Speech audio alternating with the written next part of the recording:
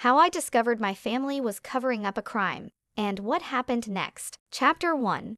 The Illusion of Perfection. Dan and I met in a quaint little restaurant on my 18th birthday, a chance encounter that felt like fate. I was nervous, celebrating a milestone without much to celebrate in life.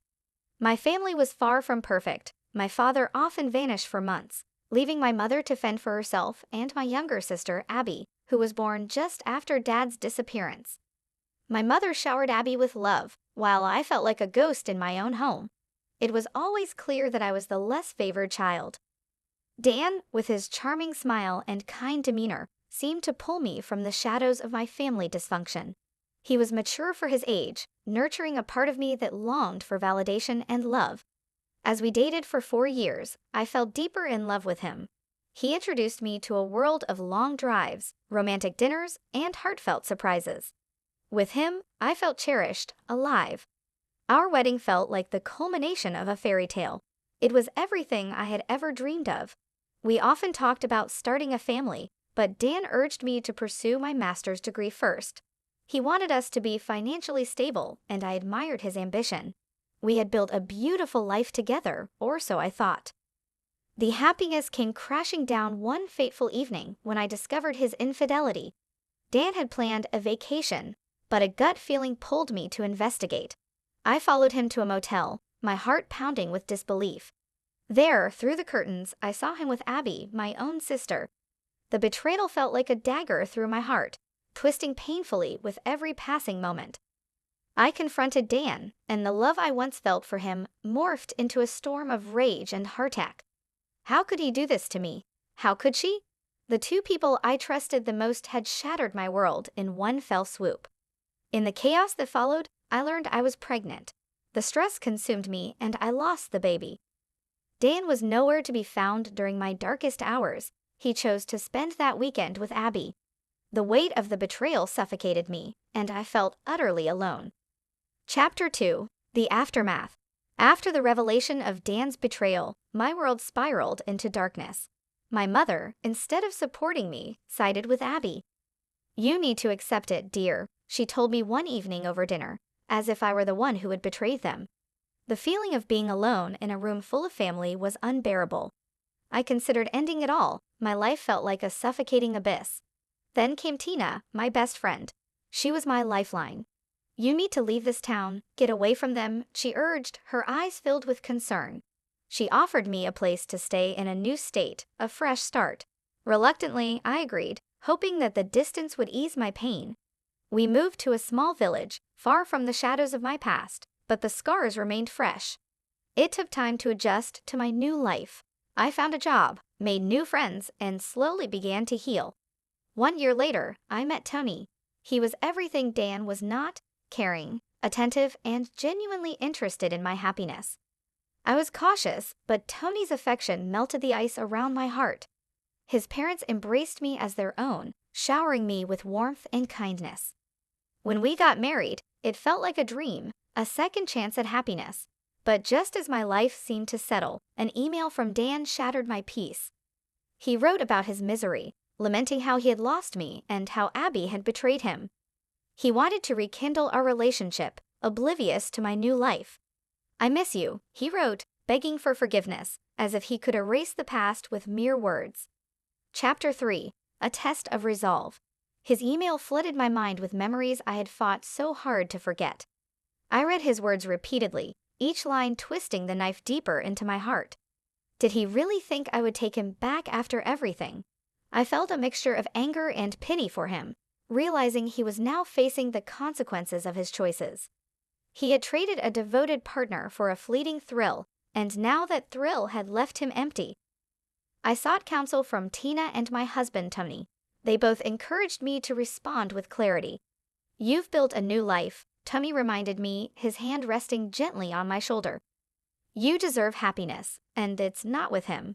Gathering my thoughts, I drafted a response that reflected my strength. I told Dan I was happy with Tony and had moved on. The girl who once longed for his affection was gone, replaced by someone who valued herself enough not to return to a toxic past. The aftermath of sending that email was a flood of emotions. I felt liberated yet anxious. Would Dame retaliate? I thought of my baby, our future, and knew I had to protect that at all costs. I felt as if a weight had lifted. I was finally free from his hold. But then, the unexpected happened. I received another email. This time, it was from my mother, congratulating me on my pregnancy. "I can't wait to be a grandmother," she wrote. The betrayal cut deep, reminding me that some bonds are not as strong as they appear. Abby also reached out, her message dripping with insincerity. "I'm so happy for you, sis. I'll be the cool aunt." The audacity of both of them left me reeling. How could they act as if nothing had happened? I felt a surge of anger. The need to distance myself from them became more urgent. I couldn't allow their toxicity to seep back into my life. Chapter 4. A New Threat.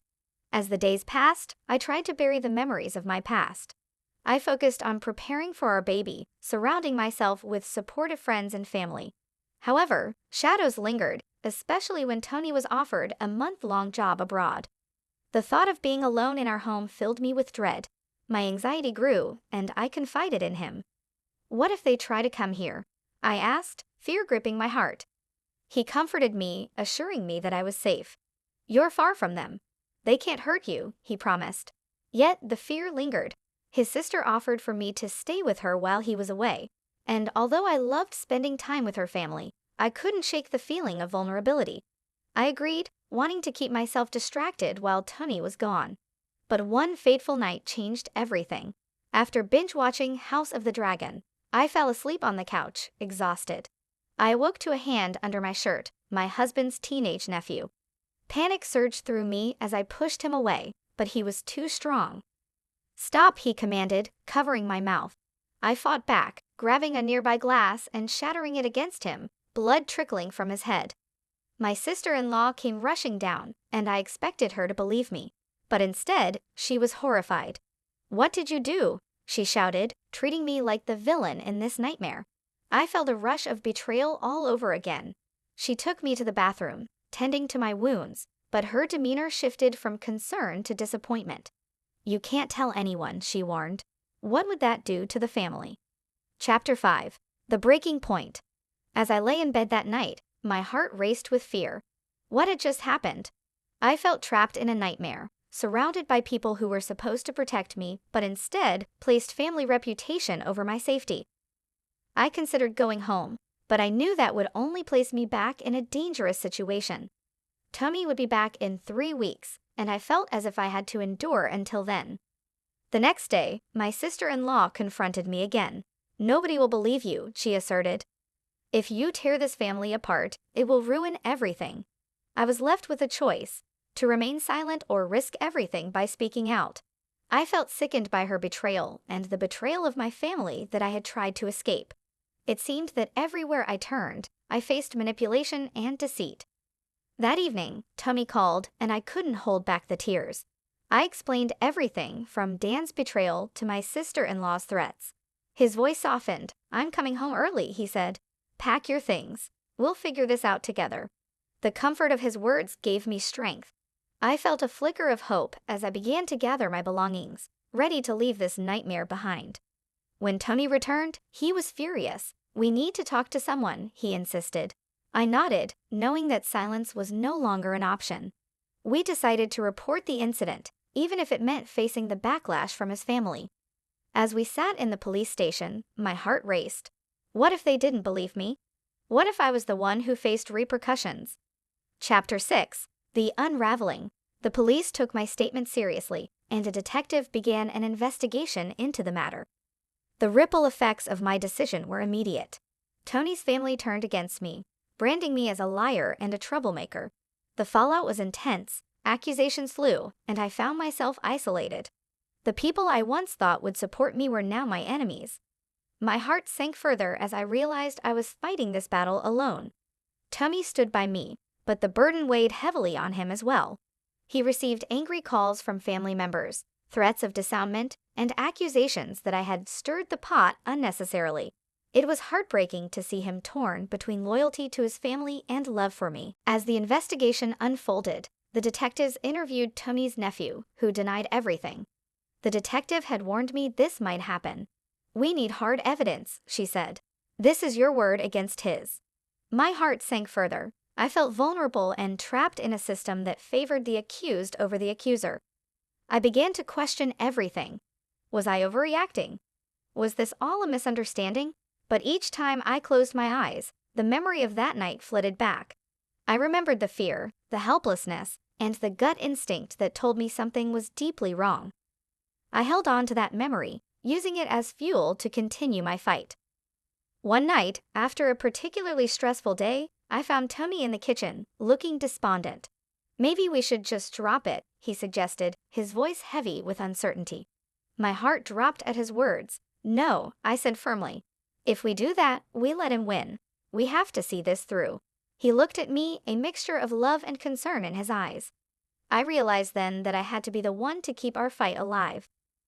I started to document everything, every call, every message, every thought that ran through my mind.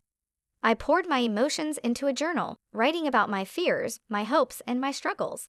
It became my outlet, a way to cope with the turmoil. I also sought support from local women's groups, where I found solace in sharing my story with those who understood the complexities of abuse. I met women who had faced similar struggles, and their strength inspired me. Chapter 7. The Turning Point.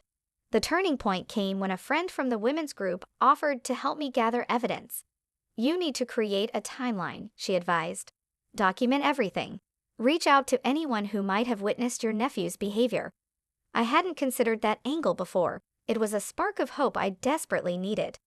With renewed determination, I reached out to my sister-in-law's neighbors and friends. I explained the situation, emphasizing that I was not trying to ruin the family, but rather protect myself and my baby. Some were sympathetic, recalling moments when they felt uncomfortable around my nephew's behavior. One woman, a close friend of my sister-in-law, even remembered seeing him act inappropriately toward me during family gatherings.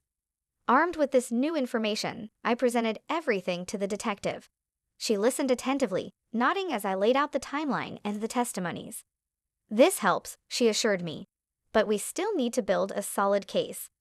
As the investigation continued, tension between Tony and his family escalated. They branded me as the family destroyer, claiming that my accusations were a ploy for attention. It hurt, but I reminded myself that this was part of the process. I had to remain steadfast, not just for myself, but for the sake of my child. Then, one night, while scrolling through social media, I stumbled upon a post from Abby. She shared a photo of her and Dan at a local cafe, smiling like nothing had ever happened. The betrayal surged anew, igniting a fire in my belly. They had the audacity to flaunt their happiness, while I was left picking up the pieces of my shattered life. In a moment of pure instinct, I drafted a post of my own. I wrote about my struggles, my experiences, and the need for accountability. I tagged Dan and Abby, directly addressing them. "You think you can just move on without consequences? Think again." I hit post and felt a rush of adrenaline. Chapter 8. The Consequences. The fallout from my post was immediate. Friends and family started reaching out, showing their support. Some distanced themselves, believing the lies spread by Tony's family. But many rallied behind me, expressing their outrage and solidarity. It felt good to finally have people on my side, and I began to feel empowered. Meanwhile, the police investigation gained momentum. The detective uncovered prior incidents involving my nephew, warning signs that had been ignored by his family. It felt surreal, like I was living in a movie, and suddenly I was at the center of a larger narrative. Tony's family, however, was furious. They demanded a meeting with us, claiming that I was slandering their family name. I felt a wave of anxiety wash over me. Would they confront me with aggression? Would they try to intimidate me into silence? The meeting was tense. Tony and I sat across from his parents and siblings, each side glaring at the other. "You've brought shame upon this family," his mother spat. "You think you're the victim here." Her words cut deep, but I held my ground. "I am the victim," I retorted, "but I won't let you manipulate me into silence again." Tony squeezed my hand under the table, grounding me. I could see the conflict in his eyes, torn between his loyalty to his family and his commitment to me. "We are going to see this through," he said firmly, addressing his family. "You need to understand the severity of what happened. It's not just about protecting the family's name, it's about protecting my wife." With the investigation underway, I braced myself for what lay ahead. Each day brought new challenges, but I felt stronger with every passing moment.